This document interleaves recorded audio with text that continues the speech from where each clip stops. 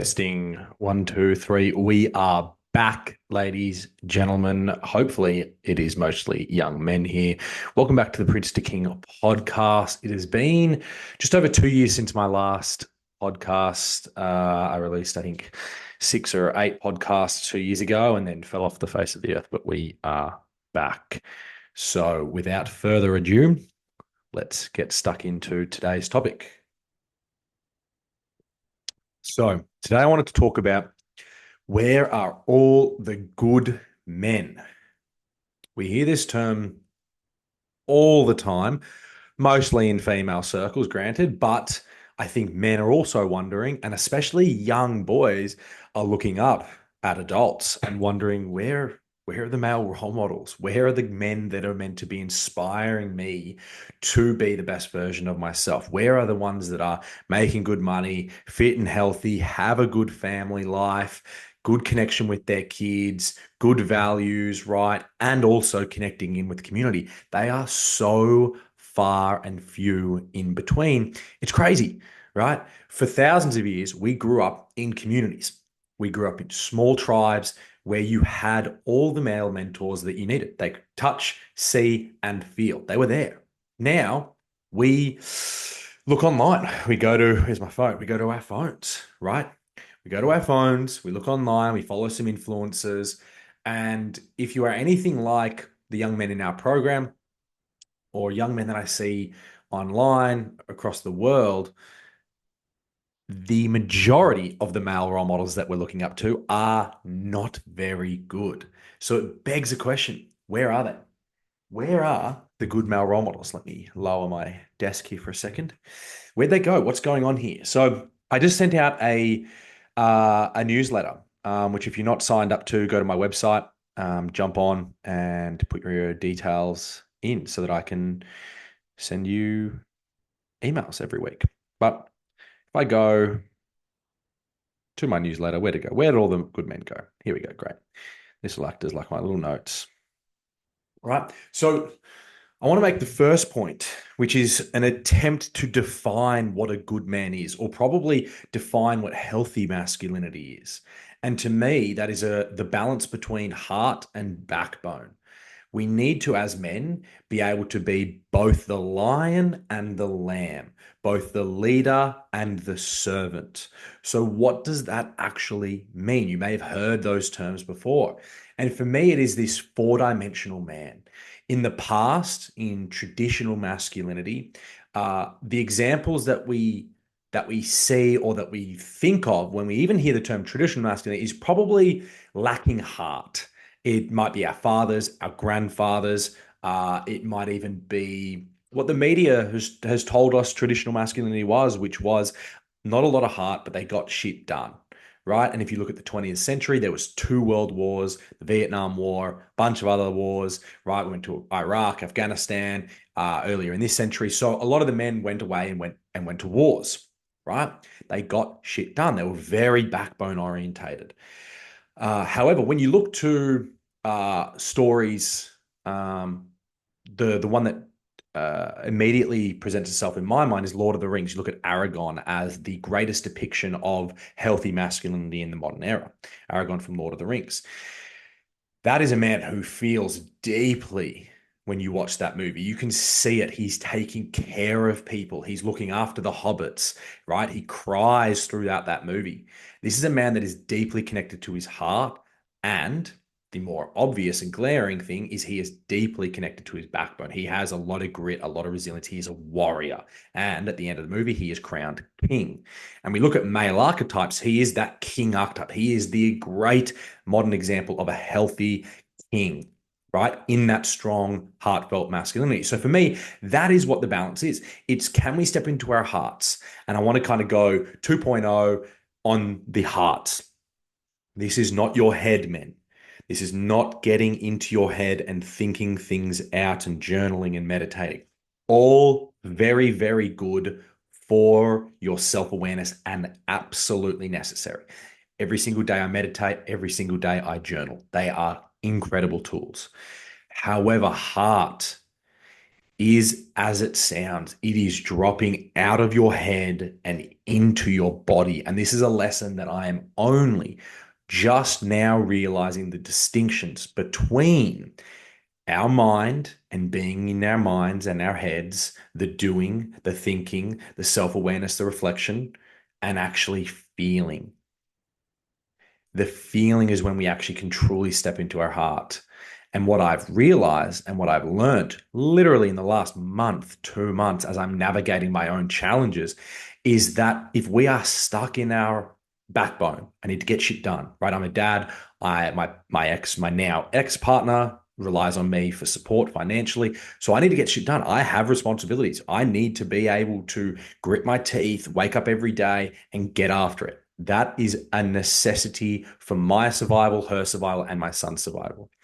However, what I didn't realize and now realize is that a lot of the chains that I felt, a lot of the lack of motivation or the slowness or the sludge or the depression or the anxiety or the stress or the heaviness that I was feeling as I was trying to force my way as a man through that could have been solved if I just stepped into my heart, felt what I needed to feel, and for not everyone, but I would say for majority of people, that does mean crying because crying releases specific hormones that help us deal with trauma. Now, trauma is a widely overused term, but we all know what I hopefully mean when I say trauma. It can be big T trauma, as I call it, big T, which is probably where our heads go to, but it can also be little T trauma, right? Abandonment as a child, feeling unloved,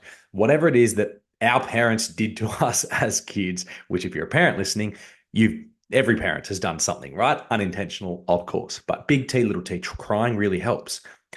But I always associated the heart because I read about this in, it's not behind me. I read about this in one of Steve Biddulph's books, Raising Boys into Men or something. It's over there, I think. He talked about the balance between backbone and heart. And I always thought, yeah, I'm in my heart, right? That's what I'm doing. But I was thinking, I was in my head. I was not in my heart. So what does that look like? Feeling, crying, literally taking your awareness, dropping into your body and seeking out discomfort in your body. For me, so much of it is around my diaphragm, seeking that out and feeling my way through it. Now, how does that work alongside the backbone piece? So for me, I'm very clear on what I need to do every day. I have my habits. I've got an Excel spreadsheet that I use that tracks all of them. And what you'll notice is that, or sorry, what I've noticed, and if you do this practice, what you will notice if you are measuring things and tracking things like I am, it was very splotchy, very inconsistent in the way that I was showing up. I could run a sprint, I could not run a marathon, and life is a marathon. What I've noticed over the last 2, 3 weeks, as I've dropped into my heart and I've felt and I have cried more in the last 2, 3 weeks than I have in my entire life, and I'm 30 years old, is that my consistency to show up in my backbone is unparalleled, unmatched.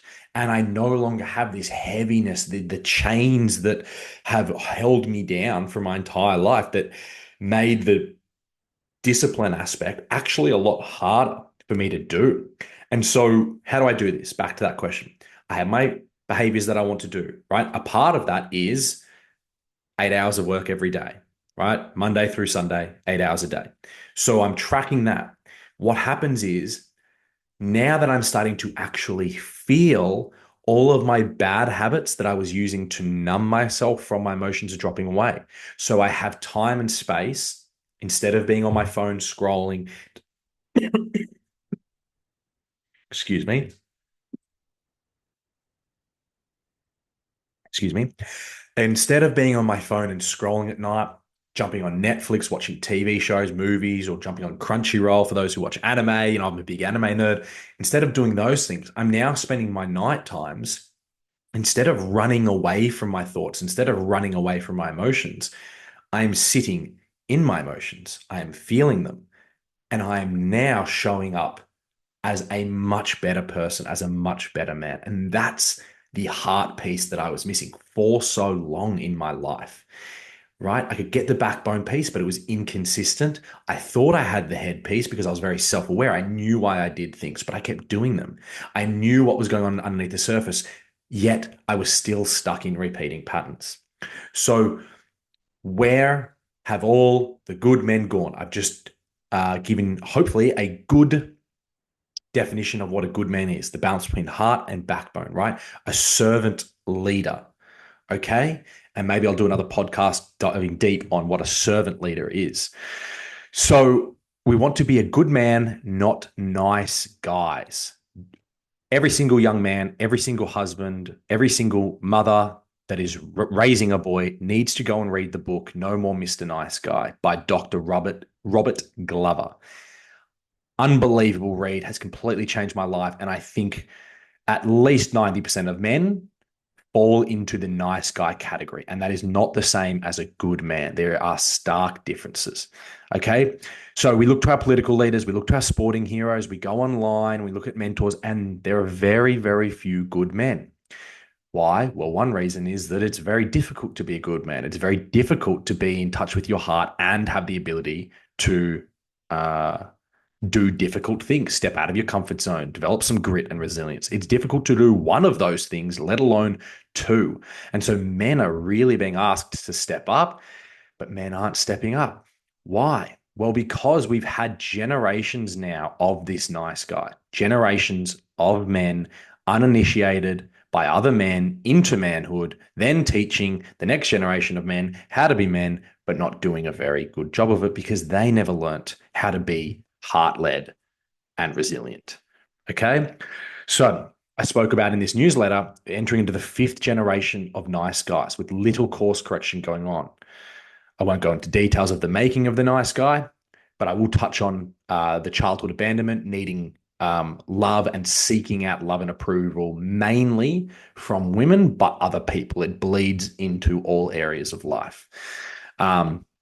So what were the social dynamics that happened in the 20th century that have led to a lot of people asking this question of where'd the good men go? So we transitioned from an agrarian to an industrial economy. So what that means is most of us were on farms working alongside our dads and men in the community. And then we moved to cities where we became very isolated. The nuclear family became very, very much just relying upon the mother and the father to be everything for their kids. The movement of families from rural areas to urban areas, the absence of fathers from the homes. Fathers no longer were at home teaching their boys how to be men. They went away to work. The increase in divorce, single parent homes, and homes headed by women, right? Boys largely are being raised by women now. So what does that mean? It means that they are getting their definition for masculinity from women, and they are learning how to appease women from a very young age. If you grow up in a single parent home right now, it is probably a single mother home.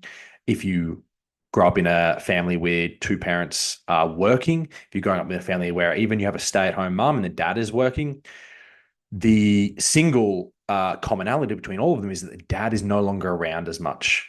Women are heading up the home. And so when we go away to school in the traditional public school system or the private school system, doesn't matter. I had zero primary school teachers that were male. Zero, right? There was some floating around, but they weren't my teachers. When I got to high school, it evened itself out a bit. I went to a private boys' school, so there were quite a lot of male teachers. But again, it's predominantly those formative years, 0 to 7, 0 to 12. We as men are being defined, our masculinity is being defined by women. And this is a massive, massive challenge. Men are the only ones who can define masculinity and pass that down. Healthy masculinity, I must say. Women's liberation, feminism, the Vietnam War, and the sexual revolution. All of these things were the social dynamics in the 20th century that led to the nice guy syndrome, right? Boys were separated from their fathers and other significant male role models. As a result, men became disconnected from other men in general and confused as to what it meant to be a male. Boys were left to be raised by women. The job of turning boys into men was left to mothers and a school system dominated by women. As a result, men became comfortable being defined by women and became dependent on the approval of women. Radical feminism implied that men were bad and or unnecessary. The messages of radical feminism furthered the belief of many men that if they wanted to be loved and get their needs met, they had to become what they believed women wanted them to be. For many men, this meant trying to hide any traits that might cause them to be labeled as bad men. Right? So you can see the issue here. You start to disassociate from your masculinity because it's bad, and you start to look to women on how to define it, and you become a nice guy. You start to chase women's approval, and you start to chase the approval of your friends. You start to chase the approval of the main context, the main societal messaging. And so it bleeds out into all of these areas. And I'm speaking from experience. I am an absolute nice guy in recovery. If you'd asked me 4 weeks ago if I was a nice guy, I'd be like, no, that's not me. But this book completely blew my entire world apart. Like, I cannot recommend it higher. I've recommended it to 3 friends. They've all read it. They've loved it. They're working on themselves as well. And what that working on themselves mean is coming back to a layer and a lens of doing things through my needs, doing things through my desires, rather than saying, I'm not worthy of love, I'm bad, and doing things for other people. So if you are a mother listening right now, and you have an inkling that, oh crap, I really am playing into this narrative for my son, get the book. Get the book, read more on it. I'm not going to go into more details right now or deep dive on it right now on the podcast, but it's awesome. And it starts with the mothers, right? It starts with trying to appease mums, worry about their emotions, and take on the responsibility of the mother's emotional state. And dads, if you're sitting there going like, oh, yeah, yeah, that's my wife, guess what? That means you're a nice guy because you are not standing up for your sons and you are not putting yourself between your sons and the mother. And I don't say any of this from a place of malice that you guys listening are bad people or whatever. My parents are great, great people, but we all have stuff that we're working on. And a lot of us are unconscious about the things that we need to work on. They are blind spots. So I'm not saying there's any malice. I'm saying this with love so that you can hopefully illuminate a blind spot if this applies to you and work on yourself. But dads, you need to be the one that says, hang on, we're not going to make it our kids' responsibility to take care of our emotional state. That's not how this works. We're the adults here. We take care of our emotional state. Okay. But for boys listening, I highly recommend you going to read this book. It's also on Spotify. You can listen to the audio book because it's going to really help you step into this good man archetype, because a good man knows the difference between right and wrong, because he's not trying to appease other people. He's internally making decisions from his value system. And if you couple that with good male role models and you couple that with good values and a good community, it means that your sons are having it means that you young men, sorry, are having your values vetted by the men in your community and being pulled up by the men in your community. And then you are able to adopt those values yourself and then start to make decisions from there. And that's what's really, really crucial. That's where the nice guy doesn't do that. He might know what the good thing to do is, the right thing, but he's so afraid of being shunned, of not being loved, of playing into this childhood story that they are not enough, that it's impossible for them to be good men, because whoever they're around, they'll change. They'll become a chameleon. Okay. And that was me. I used to pride myself on that. Oh, I can fit in anywhere. And now at 30 years old, I'm realizing I don't want to fit in anywhere, because what ends up happening is you lose your own identity in the process. You don't know what you stand for, and you don't know how to stand up for yourself. You don't know how to stand up for your values. So it's crucial that we start to reclaim our power as men and start to go, hang on, I know this to be wrong, or I know this to be right, and that's how I'm going to behave. And it's fucking scary. It is a scary thing to do, to start to filter things through your own lens, right? Because as children, we need our parents to be good parents. We need our dads to be good men. We need our mothers to be good mothers, right? But as I said, we all have our challenges. We all have our blind spot. We all have our things that we pass down to our kids. And if you are listening to this, no matter what age it is, it's your personal responsibility to work through those things and not pass them on to other people, right? We don't want to bleed on those that haven't cut us. So then back to the nice guy, back to where are the good men? So Due to the shame, this is really interesting. Due to the shame modern men feel and their ineffective survival mechanisms to roadmap most men follow. Sorry, let me read that again. Due to the shame modern men feel and their ineffective survival mechanisms, the roadmap that most men follow just won't take them where they want to go.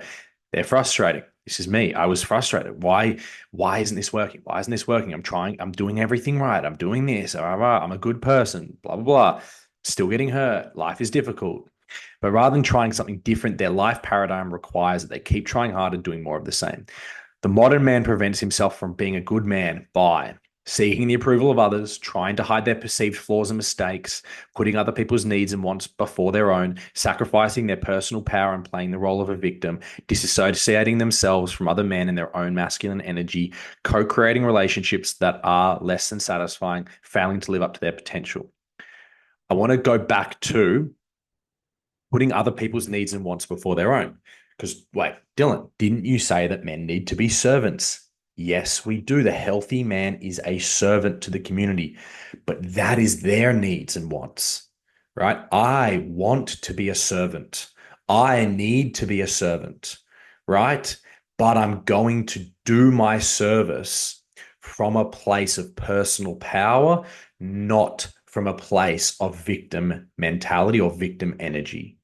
Okay, I'm not going to do it for anything in return. I'm going to do it because this is who I am. These are the values that I think make up a good man. And that is why I will serve my community, serve my family, serve my friends.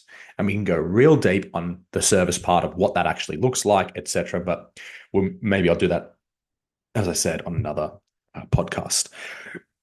So, what are the solutions? How can we start to bring awareness to our nice guy tendencies, or start to work on ourselves in this area?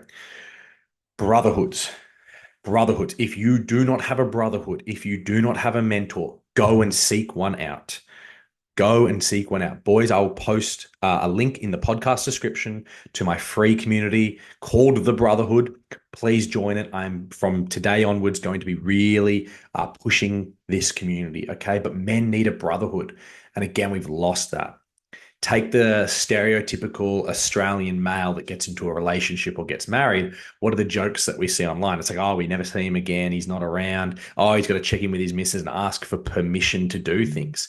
That's not a healthy relationship. Okay.